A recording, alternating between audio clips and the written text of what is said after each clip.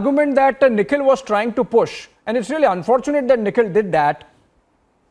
You know, by that logic, when Kasab carried out that terror attack in Mumbai, should we have bothered at that moment to talk about the core issue, which according to Kasab was Kashmir? I mean, is that the argument we are really pushing now? Are we going to discuss core issue in a situation where thousands of your citizens have been killed? 1,000 plus citizens killed? So the core issue today is human rights, whether it be in Israel, where a terrorist organization killed innocent civilians, or in Gaza, where now a bully state is killing Palestinians in the name of taking revenge against Hamas. It's a question of human rights. Two wrongs don't make a right. And as far as this, what you say is balancing is concerned, I think today a prime minister from the right-wing party in India is standing with a bully in Israel because their agendas gel. And the agenda is local politics of communal divide and subversion of democratic ethos in both the countries. They don't give a damn about their democracy. You mean to say Hamas is democratic? They are united. You mean to say Hamas is democratic? About this. I mean, what's the argument really, Ashutosh Mishra? Are you suggesting that Hamas is democratic? Nobody stands with Hamas, and the only thing today is that Hamas is being used as a cloak to hide the sort of hatred that Israel has towards Palestinians. The bullying. There are even Jews around the world who are saying they are not Zionists. Hamas has love. Just like Hamas is mohabbat ki dukaan, according to you, right? Nobody are you getting into comic zone, Ashutosh Mishra? You're saying Israel is hatred, and are you suggesting that the US has criticized? Are you suggesting Hamas is mohabbat ki dukaan then? When the US has criticized Israel for trying to retroactively submerge or take over Palestinian land, and even US has criticized them. So let's not say that Israel is some sort of saint. The government there has been doing things which should not be done by any government that cares about normal civil human rights as given in UN Charter. UN has criticized them. So today for us to give a clean sheet to Israel would be unfair.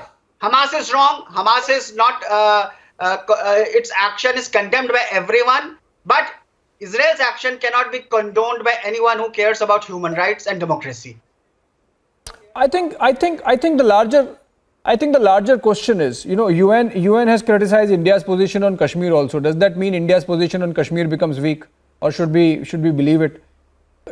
Because you are all, you know, these the supporters of the Congress party seem to be trying to push this thing that, you know, ultimately the core issue has to be solved. Ultimately, it's about Palestine. It's not about those babies beheaded. It's not about those children killed. It's not about these women raped. It's not about those, indisposed elderly who were shot dead in their bed in these kibbutz. I think the issue is, let's get into this core issue also. You are saying the Palestinians, or suggesting that Palestinians have a right on this land.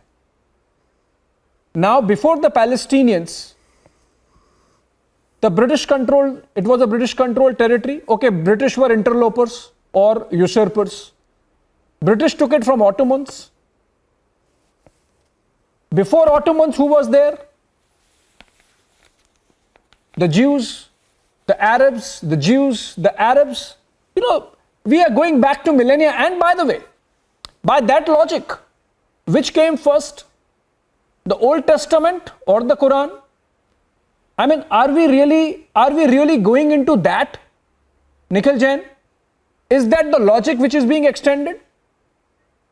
First of all, Abhishek, I would like to place it on record that your team and has if not, putting a banner. If not, then just be clear that this moment is just about making sure that Hamas pays the price, and no equivocation, no monkey balancing. Abhishek, first of all, I'd like to make it very clear that your team has been putting the banner condemns Israel on me. That is not what I am doing. I am condemning the attack by Hamas. I am not condemning Israel at this point of time. I have been supporting the people of Palestine.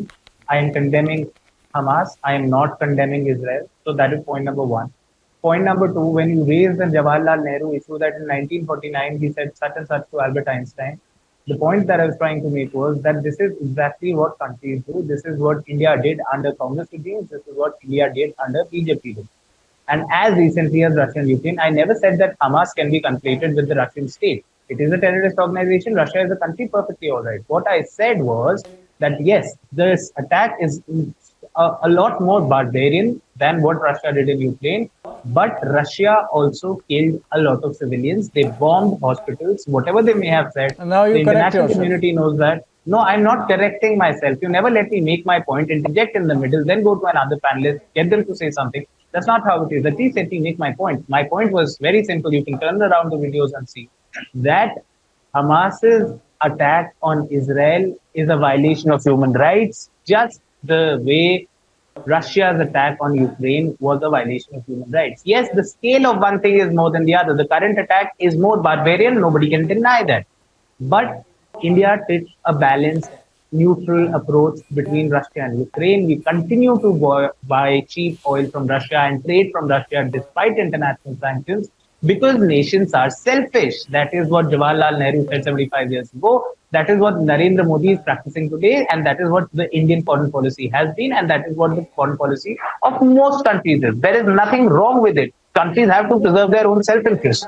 If the Communist Party is iterating that line that Palestine, the people of Palestine have their own right, at the same time condemning the violent terror attacks, what is the problem? I don't quite understand.